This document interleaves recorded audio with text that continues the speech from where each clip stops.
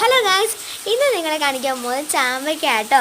കഴിഞ്ഞ വർഷം ഞങ്ങൾക്ക് ഇഷ്ടംപോലെ ചാമ്പയ്ക്ക ഉണ്ടായിരുന്നു, പക്ഷെ നോമ്പായതുകൊണ്ട് അത് തിന്നില്ല. ഇപ്രാവശ്യം അപ്പോൾ നേരത്തെ കളിച്ചുകൊണ്ട് നമ്മൾ സൂപ്പർ മധുരമൊക്കെ ആയിരുന്നു. നമ്മൾ ഫിനിഷ് ചെയ്തു. പകുതി മുക്കാലും മിയായാണ് തിന്നത്.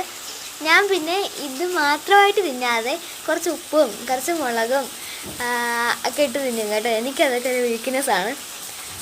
പിന്നെ മാങ്ങയും അതുപോലെ ഞാൻ തിന്നുമായിരുന്നു, പക്ഷെ അത് പകുതി എടുത്ത് ഫ്രിഡ്ജ് വെച്ചിട്ട് 2 ദിവസം കഴിയുമ്പോൾ ഉമ്മയെടുത്ത് കളയും. അതാണ് ഇവിടുത്തെ സ്ഥിരം പരിപാടി. അപ്പം ഞങ്ങളുടെ വീട്ടിൽ മലേഷ്യൻ ചാമ്പയുണ്ട്. അത് ഏകദേശം 4 വർഷമായിട്ട് ഇതുവരെ കായ്ച്ചില്ല. ഇപ്പം പൂ വന്നിരുന്നു. അത് ഒരു കൊല പൂ വന്നിട്ട് അതങ്ങ് മഴയത്ത് പൊഴിഞ്ഞു പോയി.